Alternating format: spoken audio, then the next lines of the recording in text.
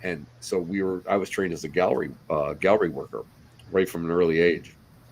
So yeah, to me, it was great. It was a lot of fun, and of course, I was with friends, and I got a chance and you got a chance to see some of the old timers.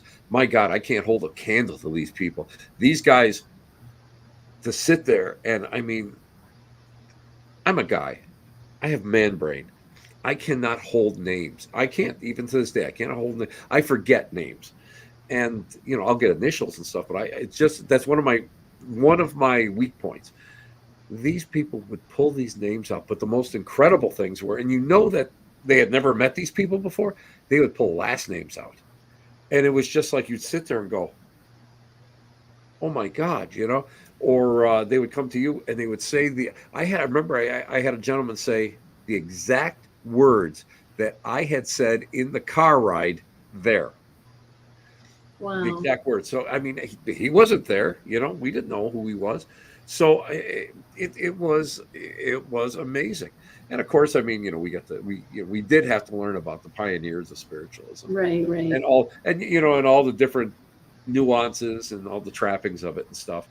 But it was fascinating, and I followed it hardcore. I mean, we did spirit rescue circles and all this great stuff until, well, I was about 18 years old, and it was the age of disco, so it was sex, drugs, and rock and roll for a few years. And I'm not going to lie, but I was still out there doing reading cards or doing something once in a while. And then after I got married, I think it was right about 84, I started to really dedicate myself back into the whole spiritualist realm, and I joined the church and really started to take what I was doing even more seriously than I had as a kid. And it just, everything just blossomed. It truly is a calling. So we talked about this just a few minutes ago off air. I trained under the Spiritualist Church as well, with Joseph Chill. How do you go, because a lot of the Spiritualist Church today, they don't really like the paranormal as much. A lot of them don't. No. So how do you integrate the two? Well, first off, I've been around long enough that people like invite me to like speak at their churches, and they want to know about the paranormal, and they want to know how I kind of relate the two, how they link in. And for me, there's nothing paranormal. It's all normal. There's nothing supernatural. It's all natural. Science just hasn't caught up with it yet. I mean, if you look at historically, if you look at spiritualism as an entity, as a historic entity, we're talking about vibrations. We're talking about, energies. We're talking about all this stuff that couldn't be seen. Yet now we're in the age of the internet. Excuse me. We've got cell phones. We've got all this stuff that would have been like considered voodoo back in the 1800s. I think that the way I try to explain it is the fact that,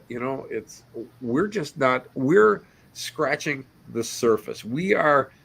I feel like we're like in the age of the psychical research societies, where they're trying different things out, where they're just experimenting, where they're trying to go and part the ways, in order to find out the truth, and then like kind of like debunk the frauds and try to find something that works. And I think a lot of it is that with me, because I've had, I was brought up in the spiritualist religion, and I do have a great respect for it. And I'm one of those people that really is not afraid to get out there, get my hands dirty on both sides of the coin, which is in the paranormal field, or in the mediumship field. I think for me, I'm able to marry the two, where a lot of people can't, because a lot of, let's face it, what comes out of our mouths on an investigation can't be proven unless it's validated later, historically validated later, which I'm going to tell you, a lot of times it's amazing. It's amazing the validations that we get. But when your boots on the ground, you can't do it. So that's why I always, that's why I always, like we talked before, I use a recorder. I do a psychic walkthrough. I do, pick up, I call it bird dogging. I look for, the hot spots or whatever, and try to, stretch it out, try to get some IDs, identifiers or whatever. And then at the end, I just go and I give the team leader the SD card, and say goodnight. And that works phenomenal. It works phenomenal. And a lot of people uh, really respect that. But on the other hand, I mean, I also, oh my God, CL, I got gear. I got gear. I got Tupperware totes of gear. And I love it. I love working with it. I especially love you. You can see the radio behind me, right? That's Right. actually I can see that's that. actually Yes. that's actually a spirit box. That's one of like 9 I think I got. And I love working with the tech because you never know. Let me tell you a real quick experience with it. And I really it's one of those things where it kind of shakes you.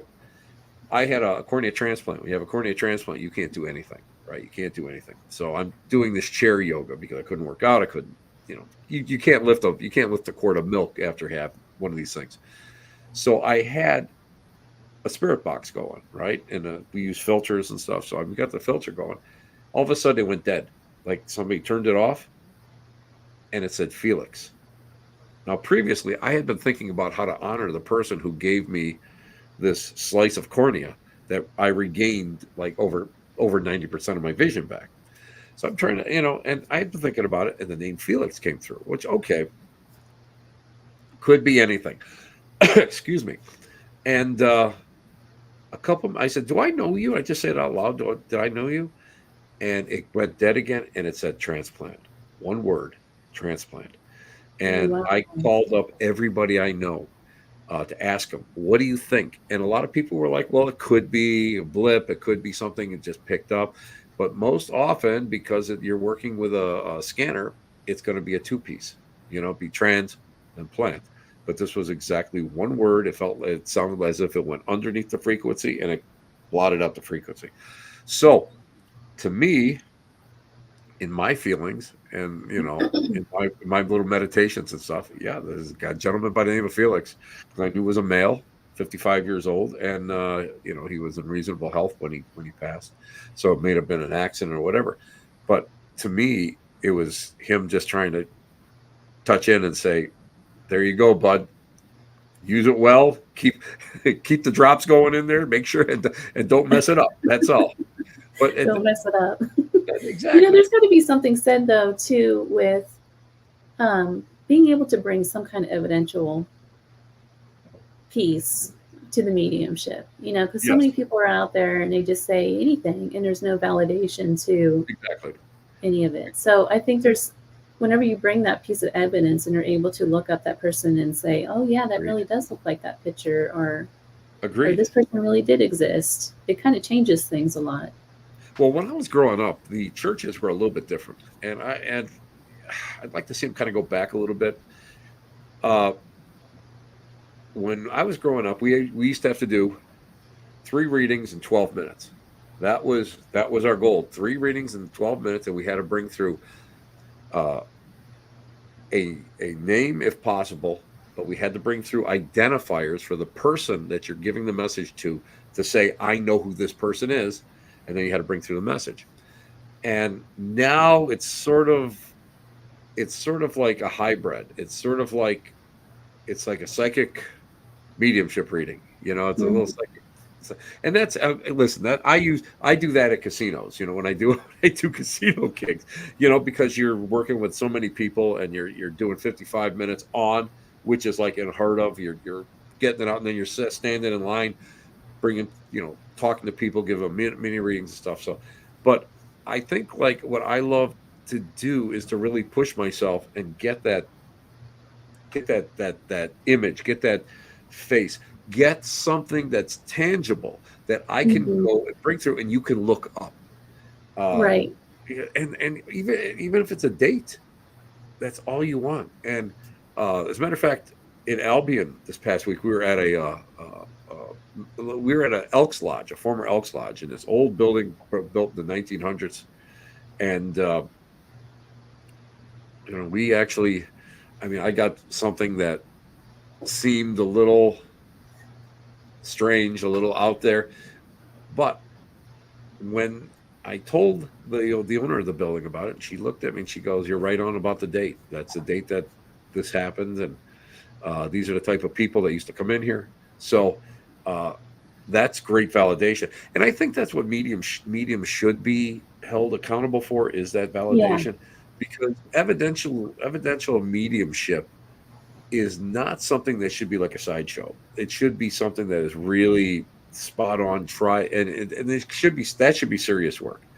Uh, Hmm. I think that a lot of the mediums now see. Do you? You're young, so I will. You know, you're much. You're of a whole different generation to me. When I was brought up, a medium would take offense if you said psychic or like psychic medium. You would take offense because the medium does everything that a psychic can do, but a psychic can't do the communication bit. And it was like, I mean, it was, it was an insult almost to some mediums. Now, because people didn't want to go to mediums because they're afraid of what Uncle Joe might say to them or whatever, Uncle they wanted to Joe. go. Yeah, they wanted to go, and they wanted to do they do the safe thing. They go to a psychic.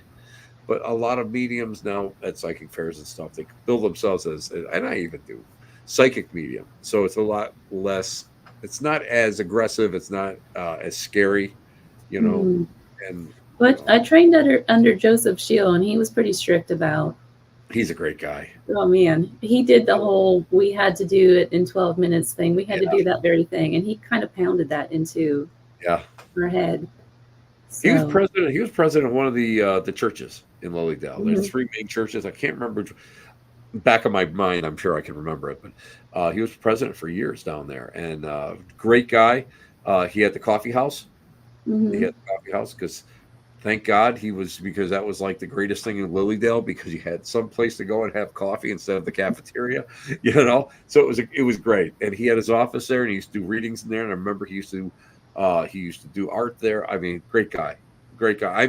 I'll be honest with you. I think I do miss him. I do miss him. He's just a super person, Yeah, he's a good mentor and a good teacher. great mentor. So, but so our topic tonight, speaking of energy, is haunted objects. And the reason why I wanted to talk about haunted objects is because it became so popular over the last few years. Like everyone has, if you go to eBay right now, there are probably 100 haunted dolls that you can purchase.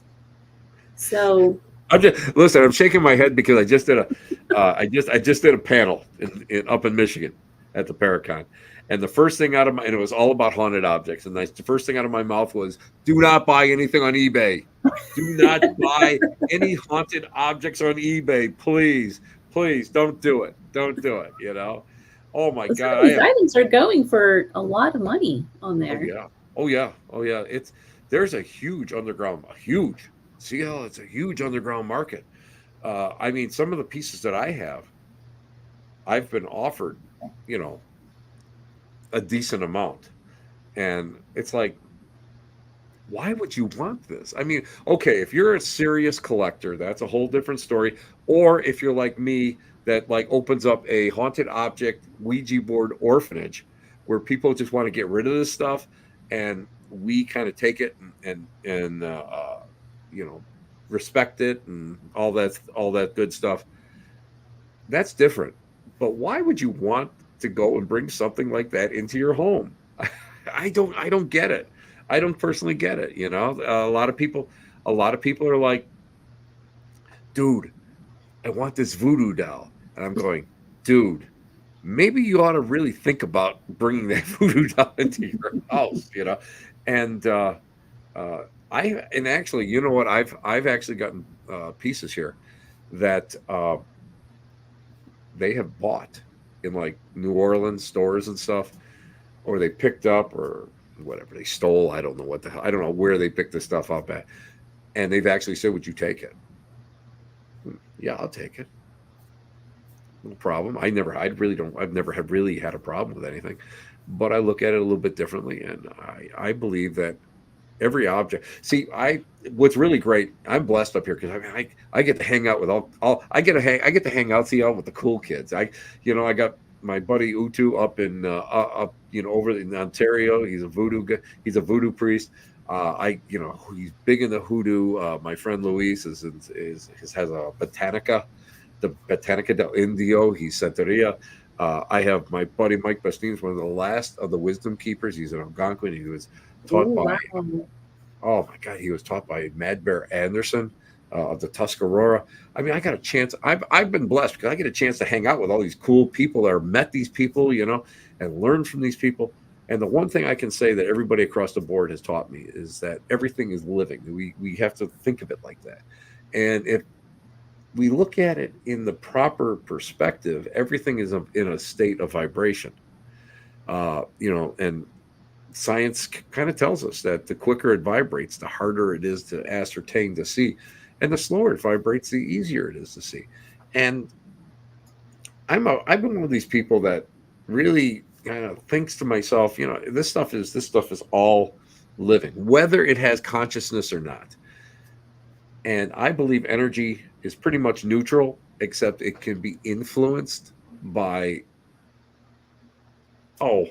anything. It can be influenced by intent. It can be influenced by physical activities, emotions, and these pieces that I get. Sometimes you can feel the sorrow in a piece, especially like a child's toy. Oh my God, if your children's toys are the absolute hardest. Because you can feel, especially if the child has passed. I have a piece here that where did it come from? I'm trying to think. It came from England, I think. The It was like, it's a little tiny. It's like a little bear. It was a little tiny compact with a mirror, and a little girl loved this piece, and she had cancer, and she loved the piece. Just loved it. Loved opening up the little compact and look at herself. She passed away, and the parents saw on several occasions. Apparently saw the little girl standing there looking at the little doll. And while they were thrilled to see this validation that there's life after death, they didn't want the rest of the family, the other kids, to be frightened by it. So they removed the doll, and it was given to somebody who brought it to me. And, that's tough. I mean, that is just so, it's terrible. It's absolutely tough. And when you can, and I know, listen, I'm terrible at psychometry. I can teach it, but I'm actually the worst person. Somebody gives me a key and I go, a Volkswagen, I don't know what it is. And but this pieces like that, you can just get that sensation off of it. You can feel it. It becomes overwhelming, and you have to respect it. And I feel that everybody now, my haunted collection mentor is, of course, Johnny Zaffis, a good friend of mine. And I mean, he really taught me how to respect everything and how everything needs to have almost love to it. And yeah, I mean, I'll clear the stuff, but I don't really feel that I'm taking the essence of that personality or whatever is in it. I just kind of neutralize it a little bit, because I don't want to take it out of it. I want to let that energy sit in there. And because that was something that was special to somebody. It's like jewelry, same thing. It's Are different. you Go are ahead. you I'm sorry. ever afraid of that stuff affecting somebody else in your house? No, my wife. I'm in the basement of my house right now. I'm in my office. Over over the top of my laptop here, I have two full cabinets full of stuff. On top of a couple cabinets of Victorian mourning stuff, pieces of coffin. I have pieces of tile from Boleskine House, where in Loch Ness, where Aleister Crowley did Mhm. some of his magic. I mean, no, because here's the thing. I know myself, when I get something in, it sounds corny, but I welcome it. I go, hey, how are you? Thank you. I'll go and I'll leave it outside for about 4 hours in the bright sun. That I've had some stuff that was questionable, and by questionable I mean sometimes it's pretty negative. But I put it out there 3 hours. It kind of calms it down. Of course, I'm a big, I was never a big rock guy when I was growing up, but now I am. I put oh god, yeah, I got big strips of selenite in there and stuff.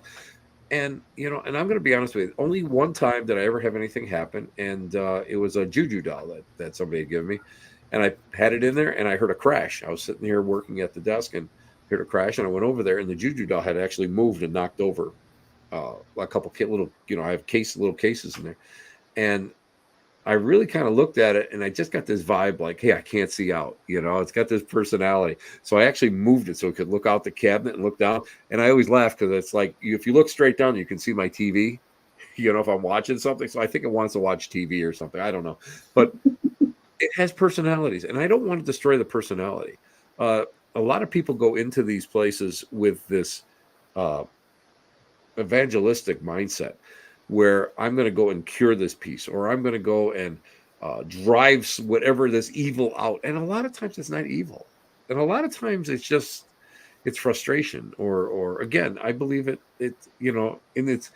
I almost feel like it's vibrations affect the DNA of the piece, and it just stays. And for me, if I can neutralize it without disrupting it, and I think it works great. And I'm going to be honest with you. That's about the only time I've ever had a problem with anything. Although I did take a piece of, between you and me and CL, I did take a little tiny piece of mortar that was on the ground in cemetery number 2 in New Orleans. I had a lot of trouble with that. Well, you did. I'm not going to lie. I had a little trouble. It was just debitage. It was just garbage on the ground, and my flight coming home was canceled all over the place. Gates were changed, destinations were changed. It was an odyssey getting home. I broke my toe by gently tapping my desk. Things like that. I actually gave it to a friend of mine who has a metaphysical shop, and he had some wild stuff that he had this woman come in the wintertime. You come from Pittsburgh, you know what the winters can be like. Yeah. And Oh, yeah. He went and this woman came in and pointed at the case and said, that's evil or whatever. Walked out. He went out to look for it, and there was no footsteps in the snow. So there's some crazy stuff, and stuff would get thrown at him, and I was in there when stones got thrown at us in this little shop. So I've had two objects that I had. One of them came from the Bell Witch Cave in Tennessee. That one I had a lot of problems with, and it actually disappeared. We don't know what happened to this rock. It just went away. Airports, big time. There's stuff that just disappears. It's like boom, not just my car keys. My car keys always airport, but it's amazing how some things do disappear. And especially if they're smaller pieces and you have them. And I'm very, very anal about how I'm a guy. I have to put everything in the same place so I don't get lost. I don't forget where it is. And so in my cases, I have everything in a certain manner, and I've had things disappear too. I've had smaller things, but then of course what I get is I usually find a dime with it.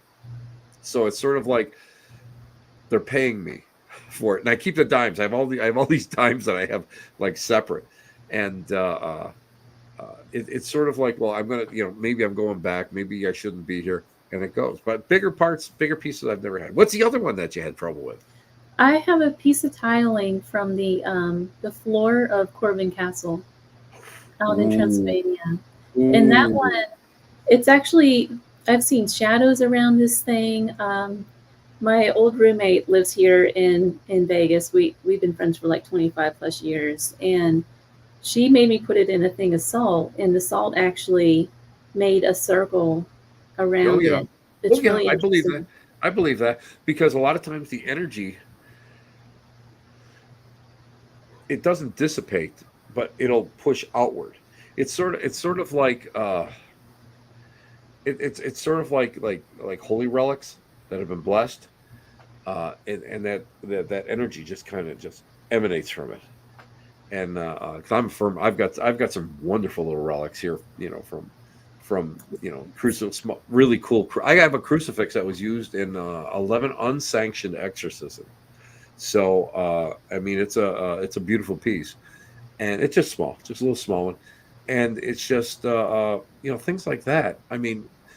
it's funny because I have them in a Riker's case, like behind like glass, and it's one of these little individual cases. And when I open it up, like every so often I'll open it up to like move it around or whatever, and you can kind of feel that like little vibration coming. It's like a slight vibration. You think, oh, this is interesting. Maybe it wants to come out, and I think, no, you got to stay in there. Well, Michelle says that she has a necklace that disappears all the time. She says that the Fae move it around. Oh, the Fae. You know what? I'm lucky where I live. We moved to this new house about 4 years ago. And I'm in an urban area, but we have a wildlife preserve, like literally at the end of my street. And Nice. oh my God, I am like constantly like walking out there. And what Mike Bestine always told me was take glass marbles. They love glass marbles. So whenever I have a little problem, when I think it's the Fae, my wife loves gnomes, so of course the Fae is going to be, hanging around. I have these glass marbles, and I leave them here and there. And it's funny because he always said to me, he goes, you know what? He goes, the little people, because the Seneca Nation, Seneca peoples up here have a huge, huge tradition of the little people.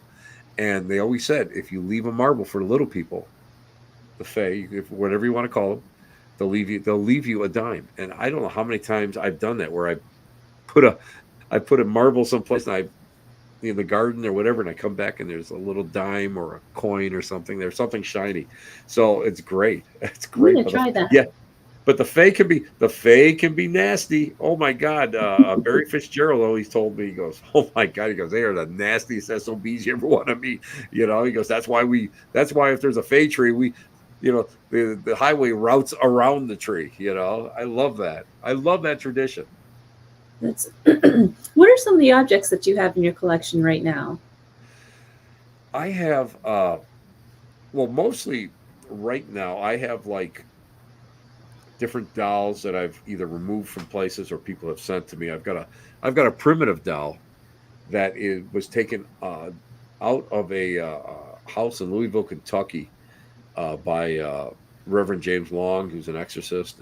And apparently little kids have imaginary friends and like to talk to their imaginary friends, except sometimes imaginary friends have a habit of talking back. So you have to kind of watch that, so I guess that was removed from it. But I have a couple pieces here, just a couple little pieces. Everybody's afraid of clown dolls, right? Everybody hates clown dolls. Yeah, I hate clowns. Well, this little Harlequin came from the Bergen House in Bergen, New York. And Bergen, the house was built in the 1800s, and it's a pretty crazy house. It really has some activity going right from, I know the owner and Kathy, like right from when they were kids. Everything from a possible grave that was dug up on the ground. It's surrounded by a primordial swamp that they found a mastodon in. They excavated mastodon bones out of. It's just amazing. But it's, they have like almost like a Mothman out that way that they've actually seen and actually hit the house apparently. So anyway, one day I think we were shooting up there. I can't remember it was one of the network shows where I was on, and we were there, and she says, "Do you want this doll?" I said, "What do you mean?" She goes, "Well, when people do paranormal investigations and they do a recording next to it, it swears at them." I'm like this. Sounds good to me, right? So the doll, they named her Sadie because they asked the name and it said Sadie. So this is Sadie. Now, just let you guys know, Sadie has probably been to more places than my wife and I have, because wherever I go, a lot of times I'll travel, and I don't like to take a lot of objects with me, but Sadie is pretty benign, at least with me, and so she goes all over the place. But they said that Sadie really, now somebody told me that they have it on video, and I'm still looking for that person. Her arm moved somehow, and it was in one of the upstairs bedrooms. And actually, Kathy didn't know where this doll came from. She didn't know if somebody brought it in and left it, or might have imported it. Nobody knows. She has no recollection of ever seeing this doll in the house.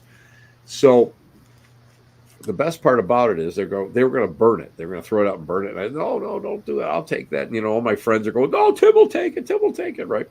So it's like 2:00 in the morning. I'm leaving. So what do? I seatbelt Sadie in the passenger seat. Right now we're out in the country. Lights are like few and far between. Now she's sitting next to me in the passenger seat, and I made a turn, and I must have, when I turned, it must have been enough to move the doll. So now the doll's looking up at me. Oh, creepy. I looked down. I said, if you make a noise, you move, I'm throwing you out the window. That's not the way we play here. We're not playing. But I'm sure it was a natural thing. I'm sure she didn't move on her own. But I mean, a lot of times people really freak out over this. But she's very benign. I don't have a problem with her. I love her, And again, I mean, I love traveling with her. You should have seen me. I was crossing over the Canadian border once, and I was speaking somewhere in Michigan, but I was driving through Canada, and she was sitting out of my backpack, sticking out of my backpack in the front seat. And I crossing into Canada. Guy says, what are you doing? Blah, blah, blah. I said, I'm speaking at a Paracon. Oh, really? What are you speaking? I said, haunted objects. He looked at me, goes, are there any in this car? I said, yeah, it's the Foot Locker behind me. Look back there. If you want, I'll show them to you. And he looks over and he sees Sadie sitting there. And I go, yeah, that's Sadie. That's, she's always, that's. He goes, have a nice day. And through I went, But yeah, this is Sadie. Sadie is almost like my mascot. So, but she's really a great thing. Oh, I'm telling you. The other thing is when I first got Sadie and I put her in my case, I put a K2 meter in there, and I have a seat, I have a chair like right across from her, and I was reading or something, and all of a sudden I see the K2 meter starting to, kind of blink a little bit, and it was doing its full, all the lights were going. I said, Katie, or I said, Sadie, is that you? And it would go, and then it would stop. So I said, yeah, it's probably Sadie. So, okay. I said, I got your message. I got your message. You're in good hands. But yeah, so this is Sadie. Sadie's one of my favorites. But I got this was one I love. This is one I just saw something. I just looked over there. I have like a shadow person that comes out here every so often. So whenever I start talking about this stuff, I get that's about all I get in the basement is a shadow person. Is the shadow person connected to one of the objects? I don't know. I think it's probably somebody that I have a feeling it's somebody who lived here before. Because I walked upstairs. I actually walked upstairs, and I have a family room. You look out into a sunroom, and I saw a woman sitting there looking into the house. So I just walked by. Just doesn't it doesn't bother you anymore. But she was a sewer. My wife's a sewer. There's a lot of things. I feel like she's very, very Christine is her name, and I feel that she's attached to the house. So every so often, I'm sure that there's enough energy down here for her to go and say, "What the heck is this crazy man doing?" But this is I'm going to bring her up a little bit so you can see her. You can see the reptile face. Yes. And you see. Oh wow. You see that's human hair on it, and it's a homespun dress, and you can see that it's made out of tar. And this is a tar doll, and when it was given to me, I didn't really know that much about it, but my friend Utu gave me a call, and he said, listen, he goes, that's almost like Appalachian voodoo, Appalachian hoodoo. This was primarily a doll that was created in North Carolina. The tar is very pliable, so the hands are tar and the face is tar, and it's a reptile face, and that's how he figures that it was more of a voodoo hoodoo thing.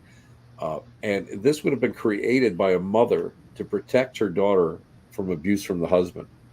And she said, he told me that it's very rare that these come out of, families. They're passed on. So I have no idea when this was created, but I actually was given this.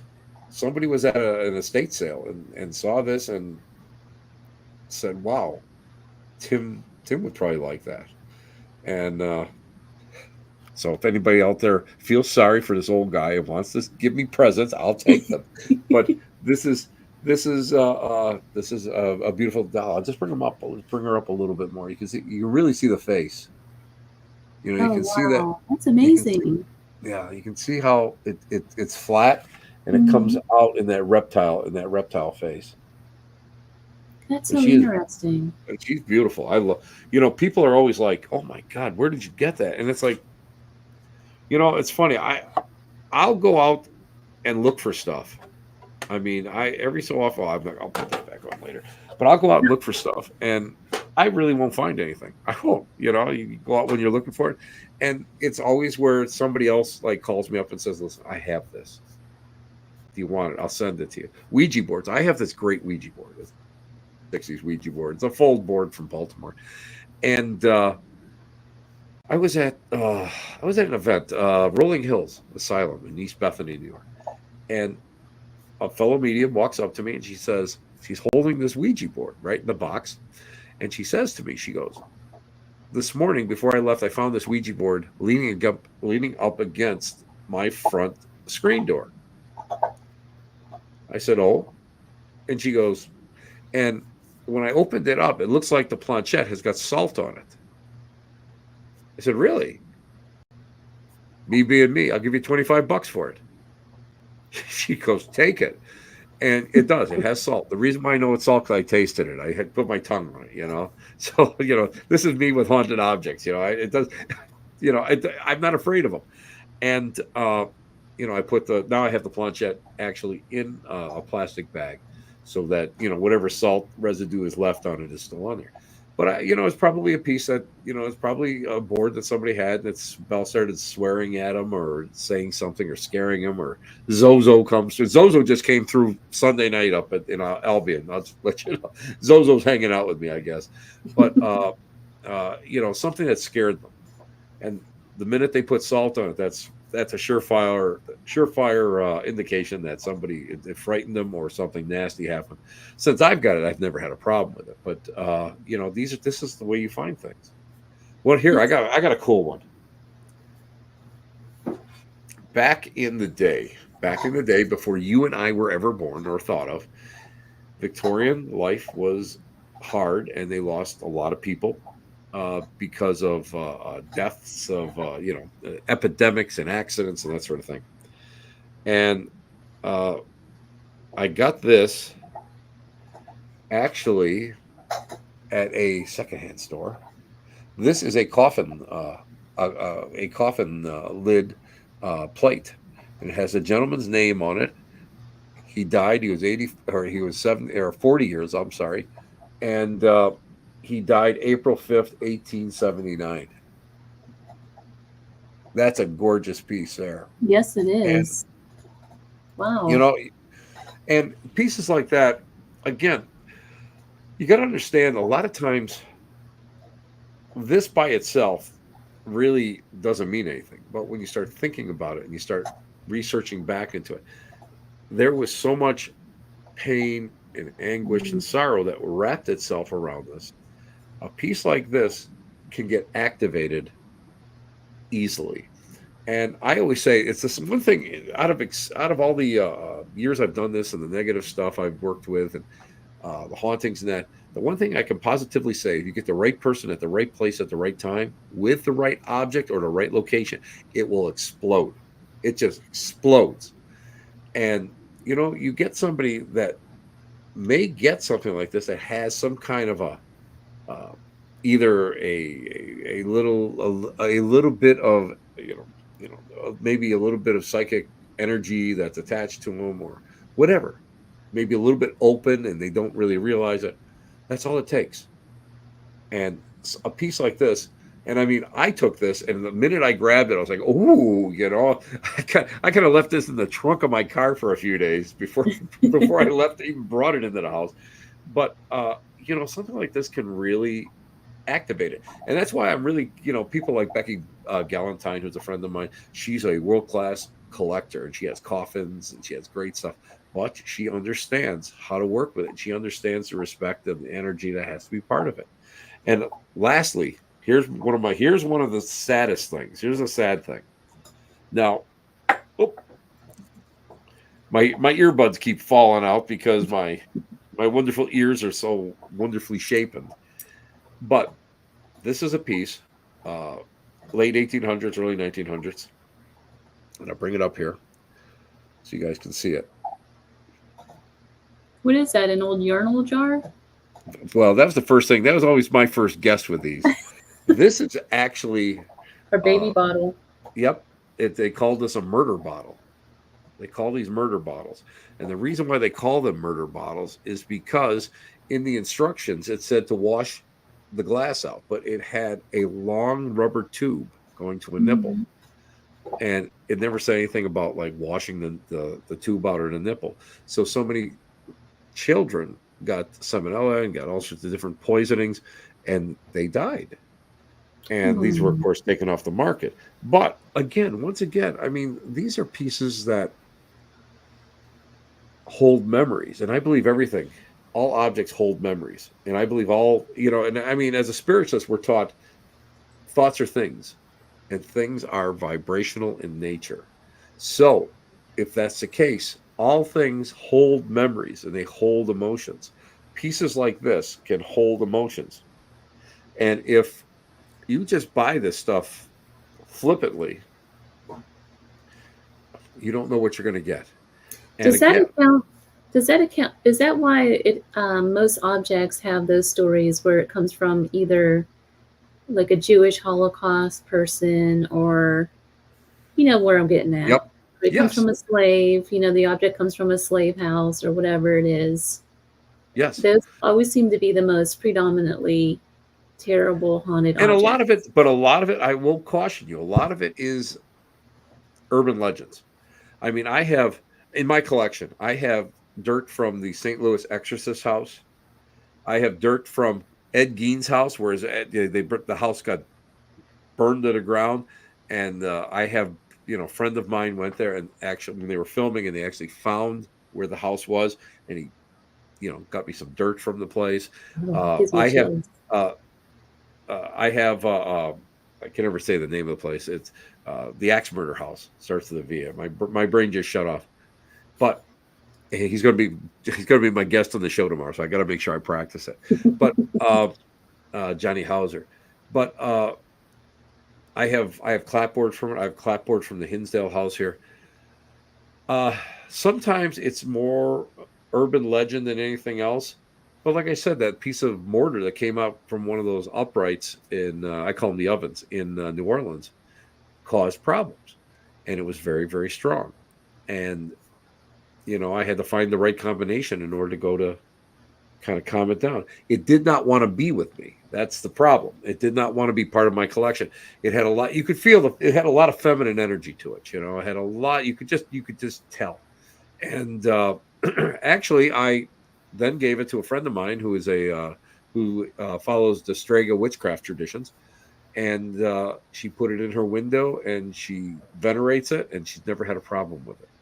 Where all men that had it had problems with it. So, this is the way, just the way it works. But memories are innate in objects. Well, Tim, we are at the bottom of the hour. What do you have going on now, and where can people find you and buy your book and all that stuff? Basically, I'm kind of slowed down. I'm finally slowing down. I'm just kind of done with my active conference, but I am doing I'm doing some readings up at Dragonfly in September 13th, 14th. I'm going to be I'm trying to think what else. Oh, Palmyra. Oh my God. We're in Palmyra, New York. The museum is phenomenal. Oh dear God, it is great. The Phelps General Store. This is a place that when they closed the store down, they left everything in there. This place is it's 3 stories. It's almost 98% exact, all original furniture and furnishings in the place. The last Phelps, Sybil Phelps, was a spiritualist who lived there and used to do readings and stuff. And it'll be, I think it's her 126th or 127th birthday. So I'm going out there I'm going to look real quick on August. Oh, dear Lord. It's October 17th. And I'm doing a gallery fundraiser. And afterwards, we're going to do seance. We're going to do a seance. I can't wait for that. And if anybody wants to hang out with me, we're at the Black Cat Lounge, my little show on Wednesday nights. here.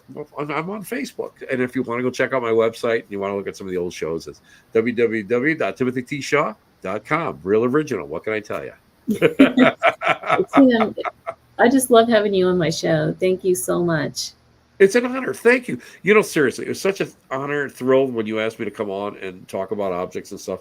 And I just thought this is great. And plus, we have a lot in common with We do, yeah. And it really is so nice to talk to a like-minded person. Well, definitely good to have you back on.